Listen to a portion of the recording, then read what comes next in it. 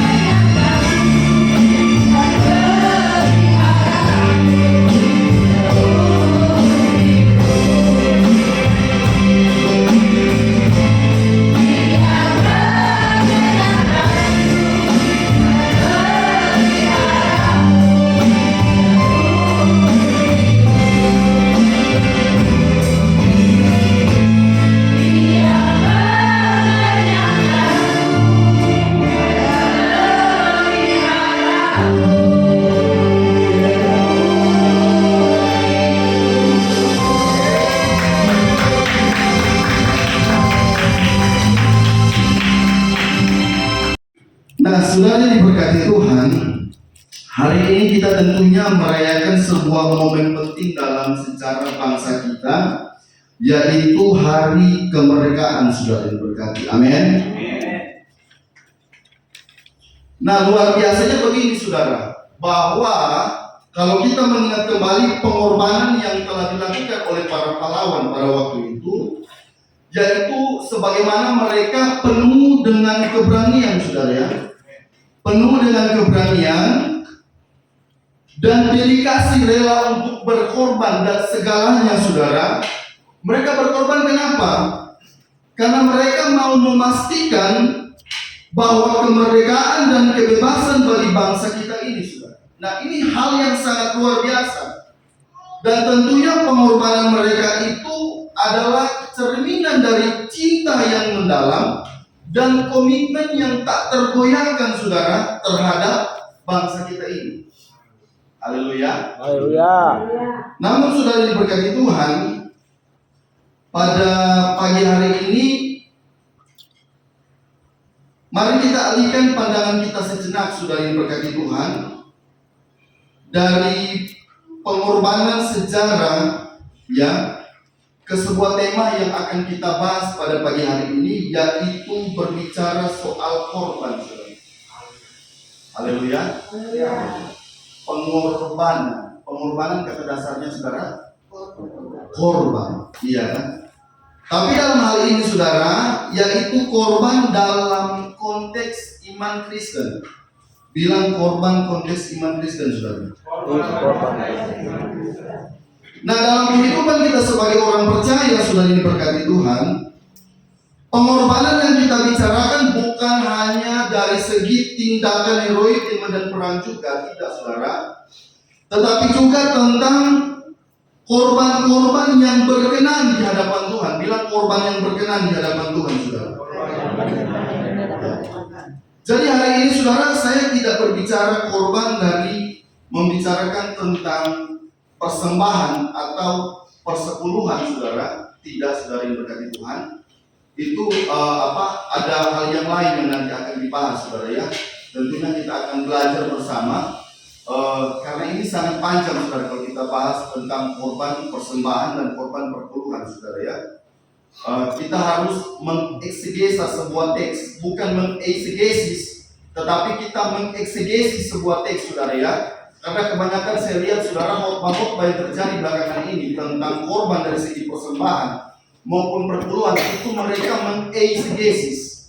Padahal dari konteks teologi, ya saudara, kalau kita menyampaikan bagian firman Tuhan pada teks yang ada, kita harus mempertimbangkan dari segi teologi PL dan juga teologi PB.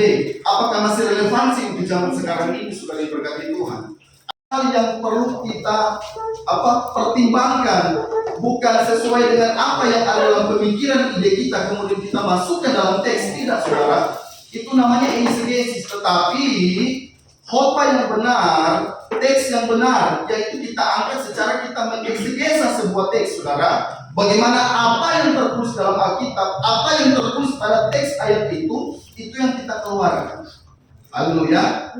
Bukan apa yang ada dalam ide pemikiran kita, kemudian kita mulai mencari bagian teks yang ada dalam ayat Alkitab untuk membenarkan ide pemikiran kita. Tidak, saudara. Tetapi kita mengangkat sebuah teks, kita mengeluarkan itu, saudara yang berkati Tuhan, bukan sesuai ide kita, tetapi apa yang ditulis di dalam Alkitab. Haleluya. Saudara, rindu dengan firman Tuhan pagi hari ini. Amin. Senyum dulu kiri kanan, bilang Tuhan Yesus memberkati. Kasih senyum paling manis, saudara yang berkati Tuhan. Haleluya. Jangan senyum agak bengkok kiri bengkok, kasih pantun dulu, berhubung hari ini hari kemerdekaan. Lihat kemarin, tidak kan? Makanya kemarin nyanyi pas tanggal 16. Iya, besok hari. Tapi hari ini kalau saya mau nyanyi, saudara, Mari. 18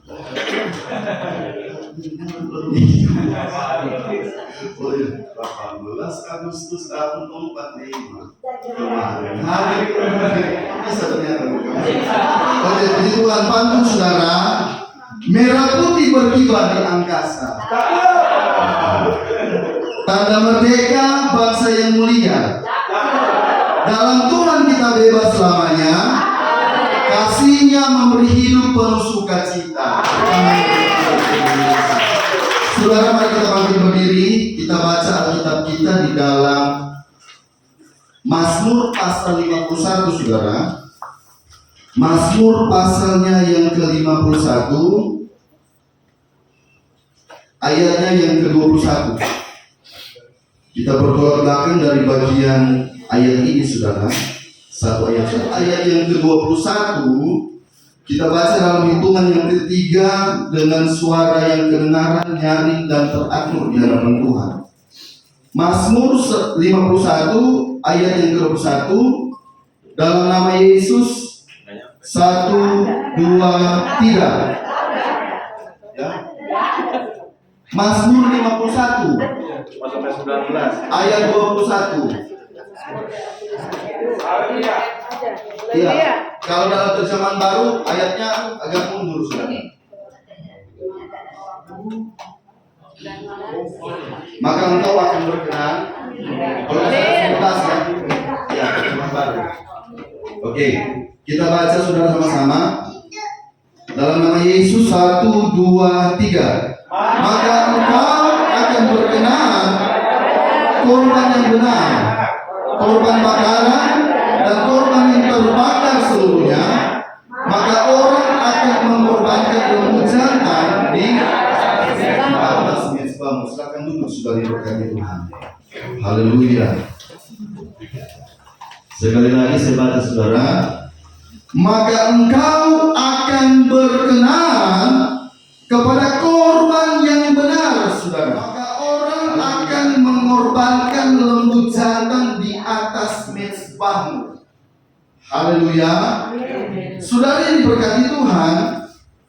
Perjanjian lama ini keras sekali berbicara soal korban. Bilang sama-sama korban, saudara. Korban. Korban.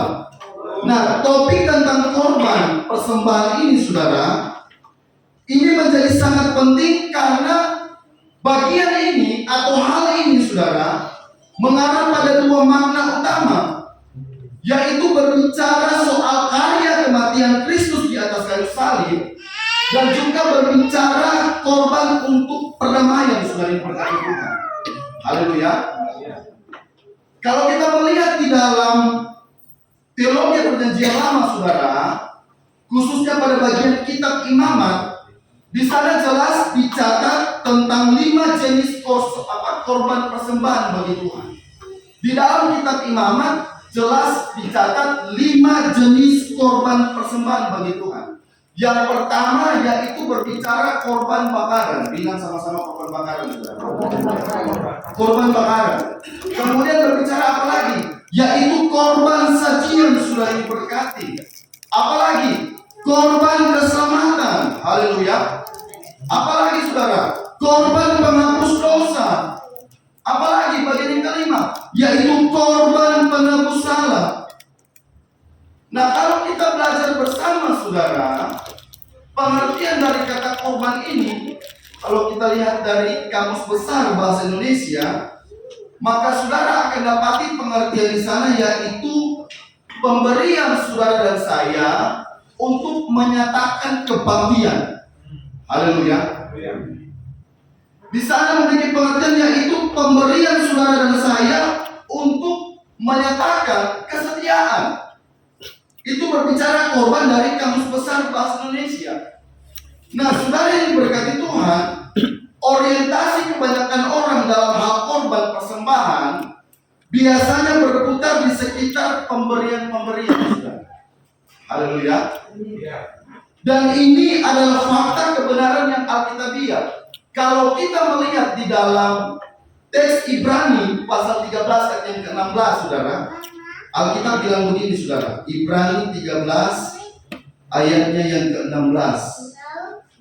Dan janganlah kamu lupa berbuat baik dan memberi bantuan, sebab korban-korban yang demikianlah yang berkenan kepada Allah.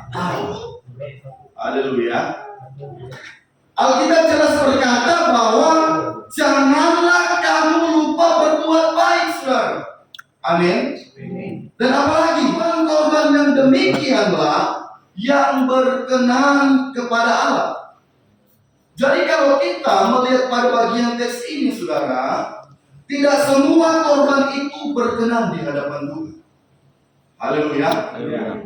Sebab jelas Alkitab katakan bahwa demikianlah yang berkenan kepada Allah. Iya. Jadi ada korban juga yang tidak berkenan kepada Tuhan.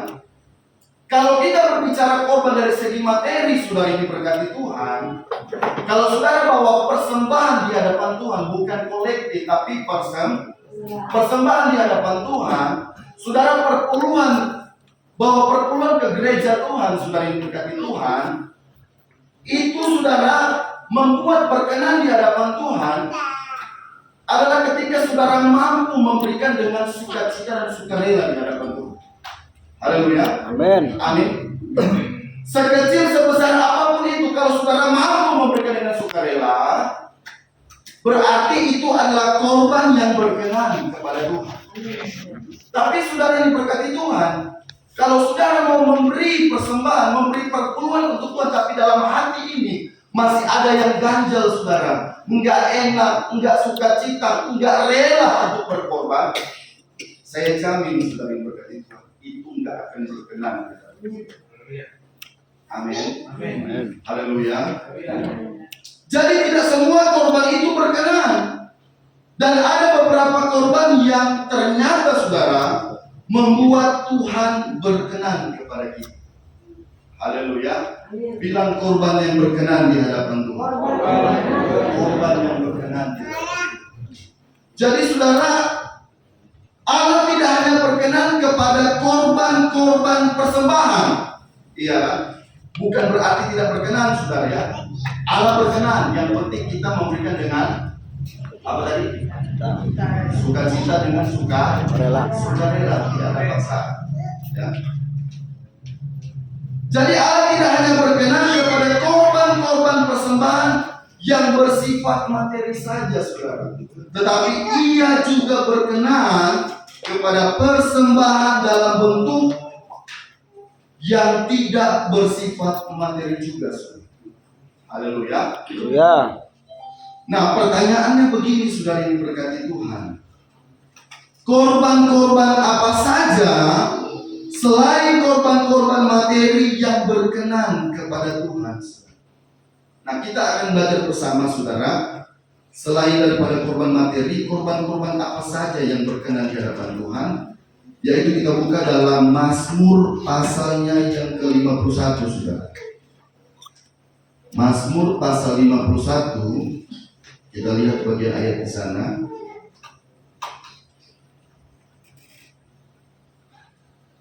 Ayatnya yang ke-19, saudara ya. Mazmur 51 ayatnya yang ke-19. Alkitab bilang begini, saudara.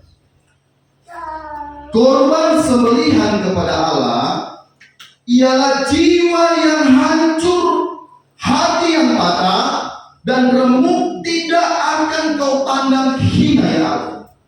Haleluya. Sekali lagi, saudara.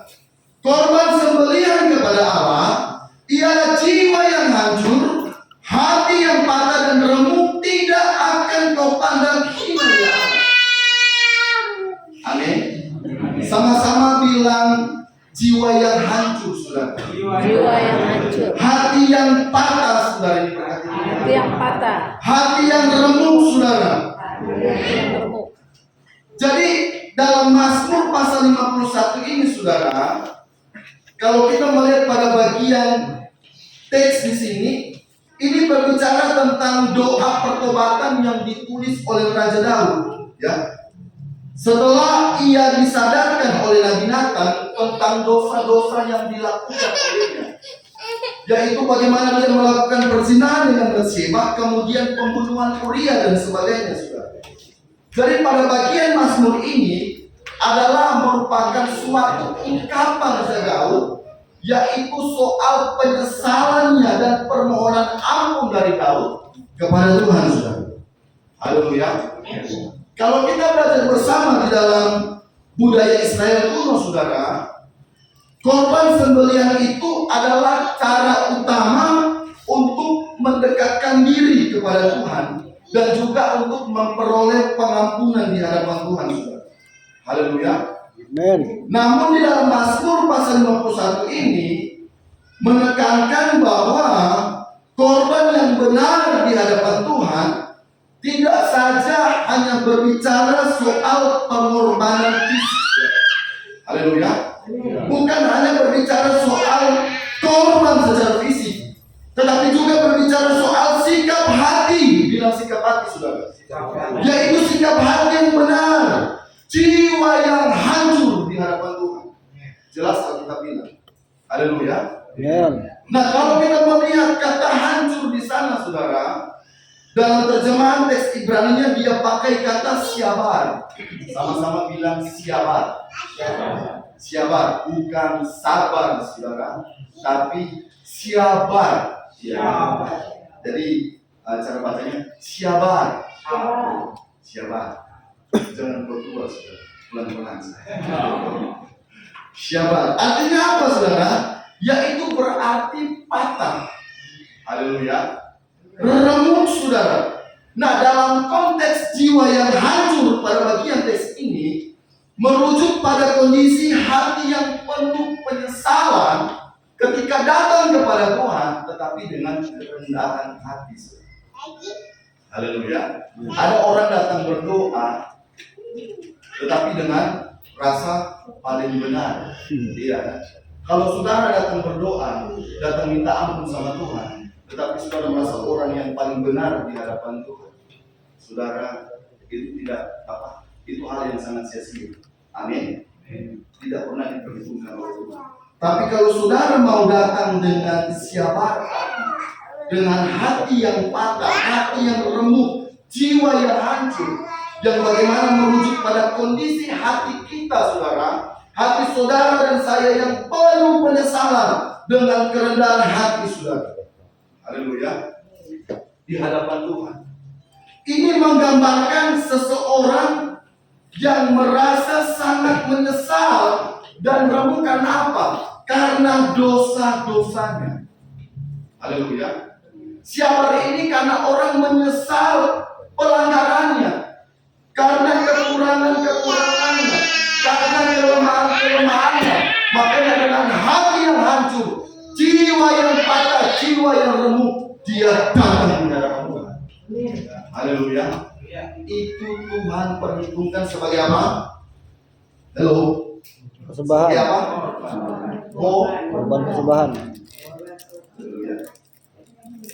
jadi hati saudara yang hancur hari ini, hati saudara yang patah hari ini, hati saudara yang remuk hari ini oleh berbagai macam pergumulan, persoalan yang datang silih berganti, datang sama Tuhan dengan kerendahan hatimu. Iya kan? Dengan rasa penyesalan, Tuhan, sebenarnya saya ini nggak layak. Hati saudara yang hancur itu, hati saudara yang patah itu, Alkitab katakan saudara, itu sebagai korban. Haleluya. Amin saudara. Kalau kita melihat pada bagian referensi yang lain, yaitu Yesaya pasal 38. Coba kita buka Yesaya pasal 38. Kita lihat 2 ayat saja saudara. Yesaya 38 ayat 2 dan 3 saudara. Alkitab begini. Lalu Hizkia memalingkan mukanya ke arah dinding dan ia berdoa kepada Tuhan. Ia berkata, Tuhan, ingatlah kiranya bahwa aku telah hidup di hadapan-Mu dengan setia dan dengan tulus hati, dan bahwa aku telah melakukan apa yang baik di mata-Mu. Kemudian Alkitab bilang apa selanjutnya saudara? Menangislah apa? Menangislah Hizkia dengan apa? Dengan sangat, saudara, ini berkati Tuhan. Jadi pada bagian ini saudara, merupakan pengalaman dari Raja Hizkia ketika ia jatuh sakit dan hampir mati. Kemudian Nabi Yesaya datang pada waktu itu dan berkata kepada Hizkia, sampaikanlah pesan terakhir kepada keluargamu, sebab engkau akan mati dan tidak akan apa? Sembuh lagi. Haleluya. Alkitab bilang saudara, dia menangis dengan sangat saudara. Hizkia waktu dia mendengar pesan yang disampaikan olehnya, dia menangis dengan sangat saudara, ini berkati Tuhan. Kalau mungkin dia dengar saudara, ya kan Hizkia hari ini kamu pasti akan mati, kamu tidak akan sembuh lagi. Ya mungkin kalau dia sedih saudara, ya palingan dari segi persentasenya 70% kurang lebih ya, 70 atau 80%. Tetapi ada bagian kalimat yang berkata di sana, sampaikanlah pesan terakhir terhadap keluargamu saudara. Sedih nggak saudara yang berkati Tuhan? Sedih nggak? Sedih. Kenapa sedih? Kita harus berpisah dengan orang-orang yang kita sayangi. Haleluya. Kita harus berpisah dengan orang-orang yang kita cintai. Sangat sedih saudara yang berkati Tuhan. Iya. Nah saya percaya waktu dia mendengarkan bagian pesan ini, makanya di sana kita bilang dia menangis dengan sangat saudara yang berkati Tuhan. Jadi betapa hancurnya hatinya Hizkia saudara.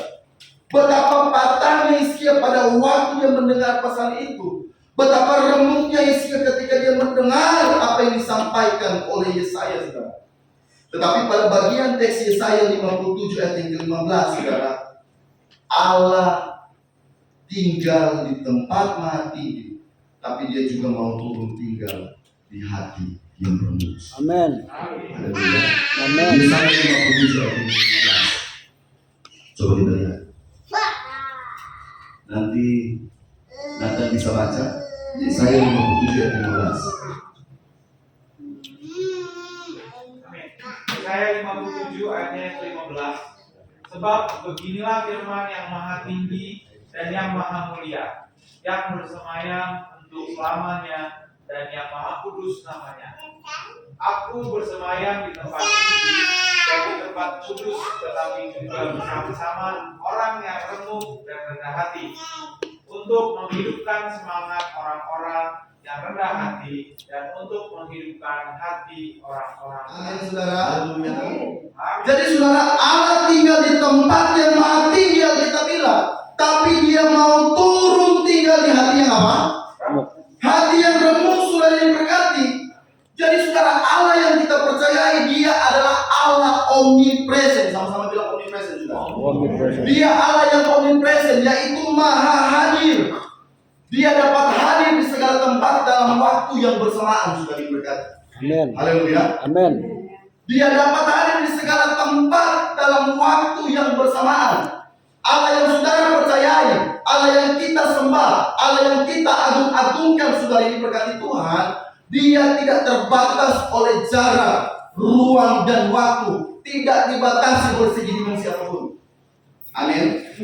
Makanya waktu dia ada di tempat tahta yang paling tinggi di atas kudus sana, saudara, dia mau turun, Alkitab bilang, dan dia mau tinggal di dalam hati orang-orang yang berdosa. Amin. Haleluya.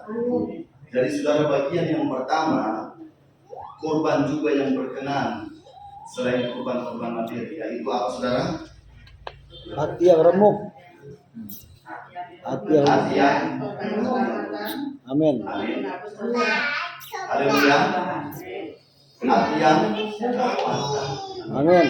hati yang remuk, jiwa yang hancur, itu korbannya. Bagian yang kedua, saudara, coba kita lihat Mazmur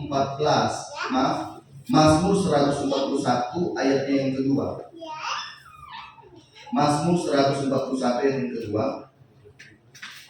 Jadi korban-korban apa saja yang berkenan di hadapan Tuhan selain korban-korban materi? Yang kedua, saudara, Alkitab bilang begini: biarlah doaku adalah bagimu seperti persembahan ukupan, dan tanganku yang terangkat seperti persembahan korban pada waktu petang. Haleluya. Jadi jelas pemazmur katakan di sana, biarlah doaku. Bilang sama-sama doa, saudara. Doa. Iya. Biarlah doaku adalah bagimu seperti persembahan ukupan, saudara ini berkati Tuhan.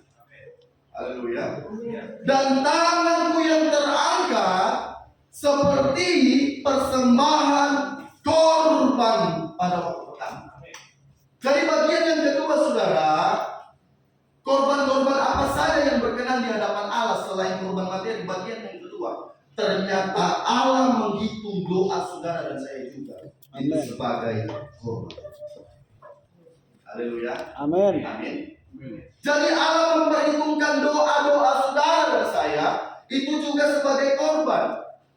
Contoh pengorbanan doa saudara yaitu Daniel, di mana ia terus berdoa kepada Tuhan.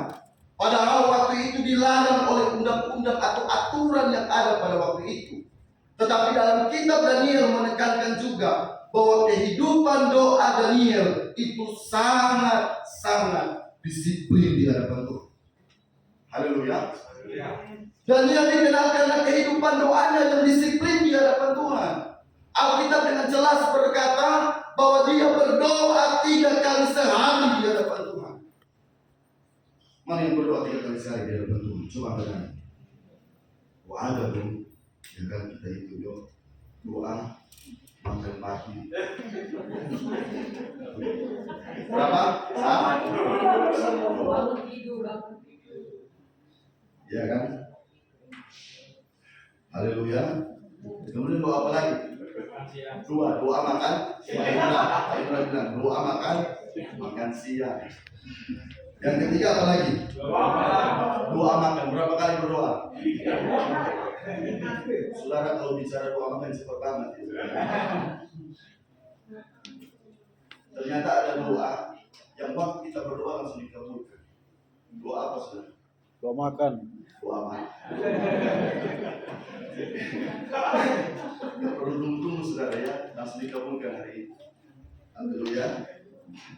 Nah jadi saudara yang diberkati Tuhan, Daniel juga berdoa secara khusus, walaupun dalam situasi yang krisis ketika dia memohon hikmat daripada Tuhan, saudara ya.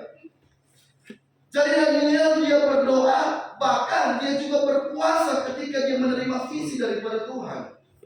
Bahkan Daniel dia berdoa untuk bangsanya, yaitu sebagaimana dia memohon pengampunan, belas kasihan, dan juga pemulihan bagi bangsanya. Haleluya. Nah kalau kita melihat saudara doa dalam teks Ibrani, itu dia pakai kata tefila. Bilang sama-sama tefila saudara. Tefila.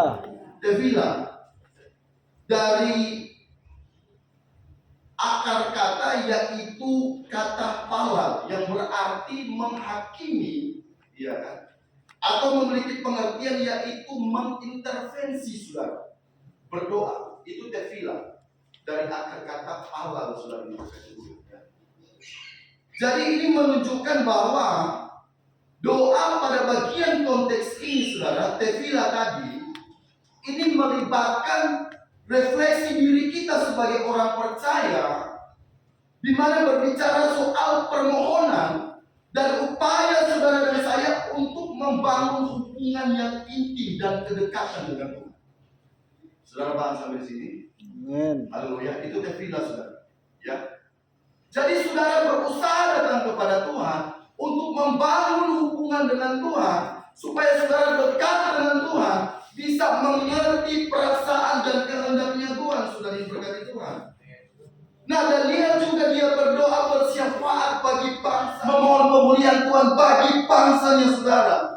Jadi doa itu tidak sekedar berdoa begitu saja, tetapi saudara berusaha memposisikan hidup kita, hidup saudara dan saya, untuk berdiri di antara Allah dan orang-orang yang akan kita doakan. Bilang amin saudara. Haleluya. Itu dia bilang. Iya kan? Saudara memposisikan hidupmu untuk berada di tengah-tengah, yaitu di antara Allah dan orang yang akan saudara doakan. Jadi doa saudara itu diterima Tuhan juga sebagai korban persembahan di mata Tuhan. Haleluya. Saudara suatu saat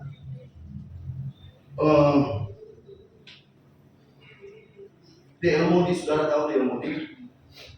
D.L. Moody dan juga seorang pendoa syafaat, ya kan? Jadi D.L. Moody ini saudara, dia adalah penginjil yang terkenal di Amerika Serikat. Ya pada waktu itu, yaitu pada abad yang ke-19 ya Bu, ya. Pada abad yang ke-19 saudara. Nah suatu saat saudara, D.L. Moody ini dia adalah penginjil yang luar biasa yang dipakai Tuhan saudara di mana-mana ya pada waktu itu. Dia bermimpi saudara, dia berada di dalam surga saudara. Dia melihat ada begitu banyak orang, saudara yang berkati Tuhan, ya kan? Dan orang-orang itu saudara itu memakai mahkota, haleluya, termasuk dirinya D.L. Moody, seorang penginjil yang hebat tadi saudara. Tetapi yang dia kaget saudara, ada salah satu ibu yang dia lihat saudara, ya. Ada salah satu ibu atau wanita tua yang dia lihat saudara, itu pakai mahkota berbeda dari mahkota-mahkota yang lain. Ibu ini dia pakai mahkota yang begitu indah dan besar saudara dibandingkan dengan orang lain saudara. Dia kaget waktu dia lihat itu. Kemudian dia bertanya sama malaikat yang membawa dia, kenapa ibu itu, ya, seorang ibu yang tua itu pakai mahkota berbeda dari yang lain. Bahkan dari mahkota yang dia pakai pada waktu itu sangat indah, ya kan? Bahkan ukurannya lebih besar daripada mahkota yang lain, saudara yang berkati. Akhirnya malaikat bilang begini saudara, bahwa ibu itu saudara yang pakai mahkota yang begitu indah, ya kan, adalah seorang pendoa syafaat. Haleluya. Pendoa saudara, pendoa syafaat. Mereka ini berkata kepada Jeremia bahwa ibu itu adalah seorang pendoa syafaat.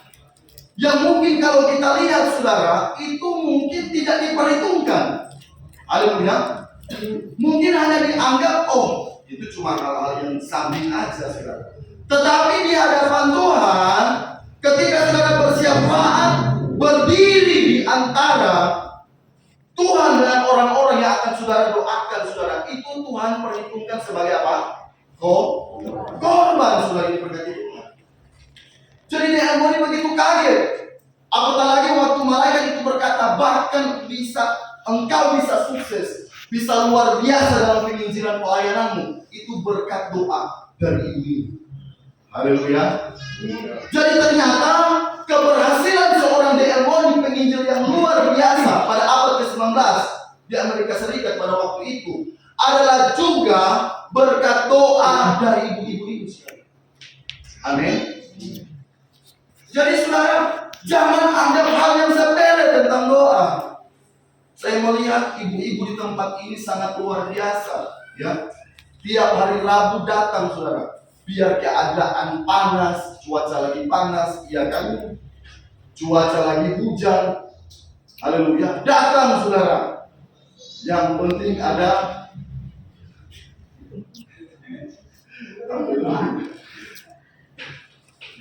hari Rabu saya juga kebagian saudara.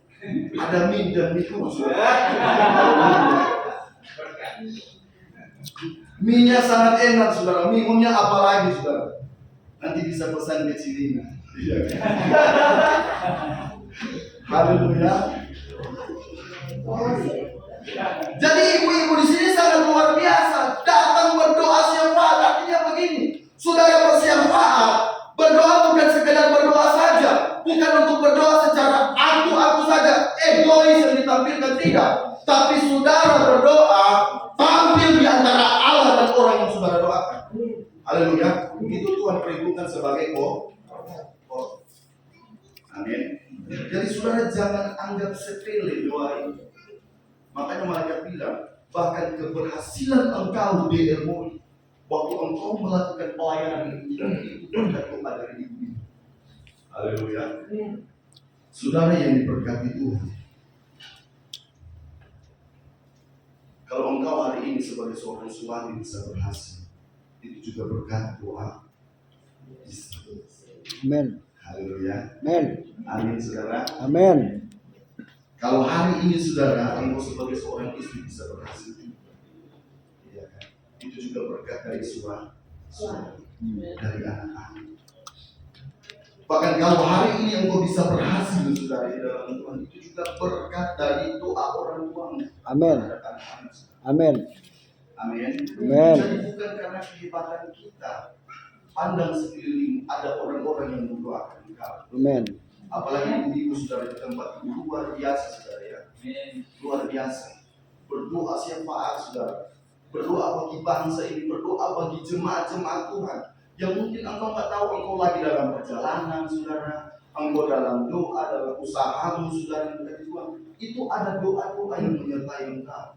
Amin. Amin. Haleluya. Amin. Bahkan tiap pagi, tiap malam, siang, sore, kadang-kala ibu gembala berbicara novel, saya mendoakan keluar dari novel, saya mendoakan keluar dari novel, saya teringat kepada ibu ini, saya doakan. Novel bapak ini lagi sakit, saya doakan. Novel saya teringat kepada keluarga ini, sudah lama mereka nggak datang ibadah, saya harus doakan mereka. Gembala berdoa terhadap jemaat. Jadi keberhasilan juga jemaat-jemaat Tuhan itu juga tidak lepas dari doa gembala saudara. Amin. Haleluya. Amin. Jadi kalau engkau suami berhasil dalam pekerjaanmu, berhasil dalam usahamu, jangan pernah melupakan istrimu saudara. Amin. Amin. Kalau engkau anak-anakmu diberkati, berhasil saudara dalam segala sesuatu, jangan pernah melupakan orang tuamu, sebab ada doa orang tuamu yang menyertai dalam hidupmu. Amin. Amin. Kalau engkau sebagai anggota jemaat Tuhan saudara, kalau engkau bisa berhasil dalam keluarga pelayanan, pekerjaan usahamu, itu juga berkat doa dari gembala. Amin. Amin. Amin. Haleluya. Haleluya.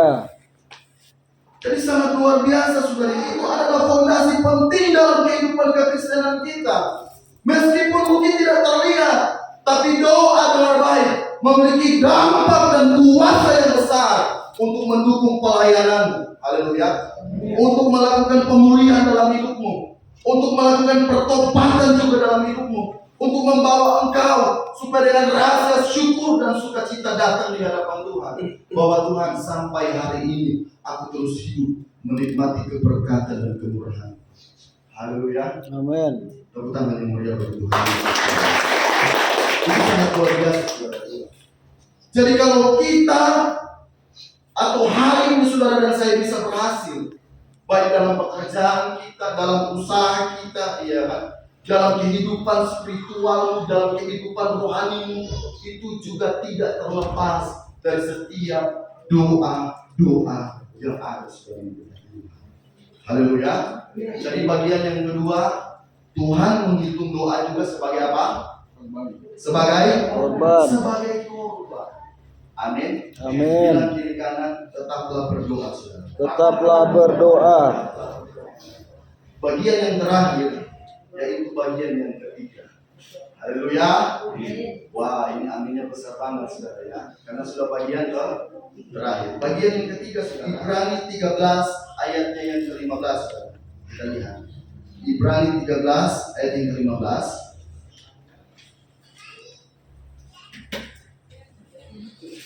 Kita baca sama-sama, saudara. Ya, yuk. 2, 3. Sebab itu, marilah kita oleh Dia senantiasa korban syukur pada Allah, yaitu ucapan bibir yang memuliakan namanya. haleluya. Jadi bagian yang ketiga saudara, kita bilang sebab itu marilah kita oleh Dia senantiasa mempersembahkan korban syukur kepada Allah, yaitu ucapan bibir yang memuliakan namanya, saudara. Jadi bagian yang ketiga, saudara, yang diberkati Tuhan, ternyata Allah menghitung ucapan bibir yang memuliakan Allah itu juga sebagai apa? Korban. Korban, saudara. Alkitab bilang dengan jelas, yaitu ucapan bibir yang memuliakan namanya, saudara. Jadi pada bagian ini mengajak kita untuk senantiasa, saudara, mempersembahkan korban syukur kepada Allah.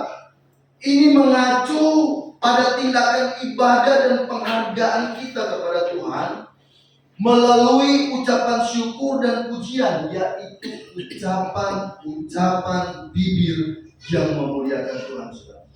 Bilang ucapan bibir yang memuliakan Tuhan. Amin. Amin. Jadi bagian ini menekankan bahwa pujian dan syukur kepada Tuhan itu harus dinyatakan, saudara. Harus dinyatakan dengan kata-kata kita yang keluar dari mulut kita. Ini merupakan bentuk korban yang tidak bersifat materi, tetapi spiritual, saudara ya. Yaitu pujian yang tulus dari hati saudara dan saya, yang diucapkan melalui bibir kita, saudara. Haleluya. Jadi ucapan bibir saudara dan saya itu dihitung juga sebagai korban. Karena untuk mengontrol ucapan-ucapan kita itu diperlukan sebuah perjuangan, diperlukan sebuah tindakan yang tidak mudah, saudara, diberkati Tuhan. Haleluya. Jadi jika dengan kesadaran penuh saudara dan saya berusaha untuk selalu mengeluarkan ucapan-ucapan bibir yang mempermuliakan Tuhan. Jadi ternyata, saudara, ucapan-ucapan bibir kita itu juga Tuhan itu sebagai korban di mata Tuhan. Haleluya. Pada bagian referensi yang lain, yaitu Mazmur 19 ayat yang ke-15 bilang begini, saudara. Mazmur 19 ayatnya yang ke-15.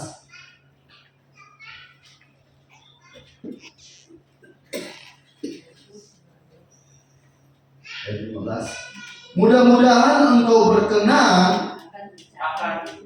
Sama-sama yuk, 2, 3. Mudah-mudahan engkau berkenan akan ucapan mulutku dan renungan hatiku, ya Tuhan membantu dan menebusku.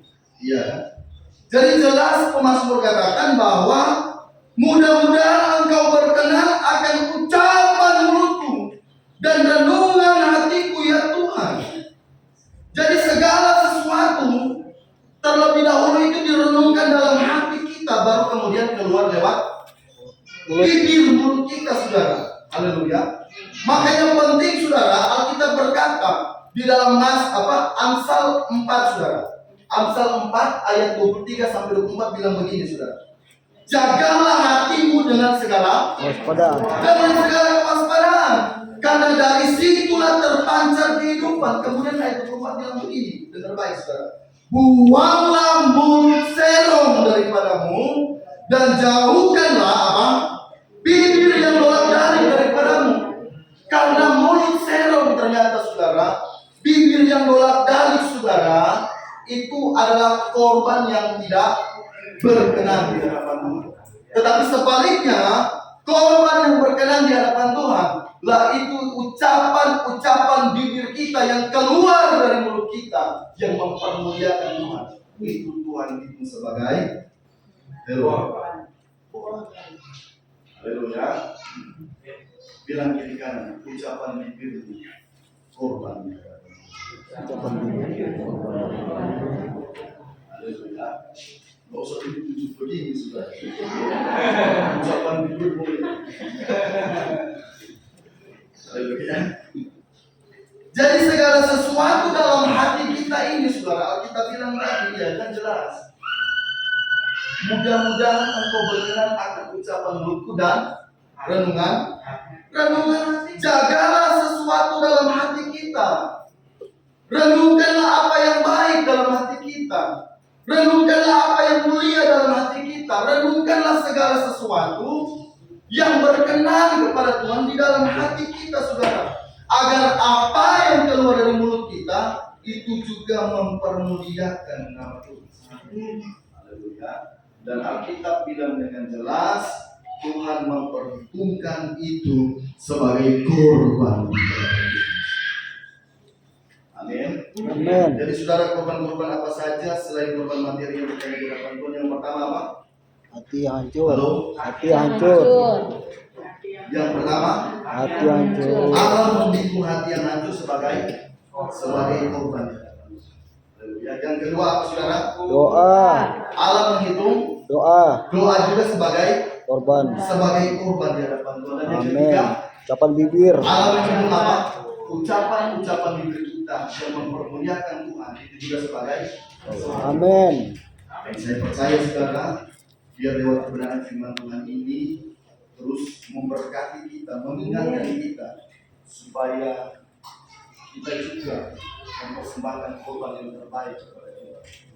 Yaitu hati kita yang hancur, doa sebagai korban juga di hadapan Tuhan, dan juga ucapan-ucapan bibir kita mempermuliakan nama Tuhan. Mari kita bangkit berdiri, saudara.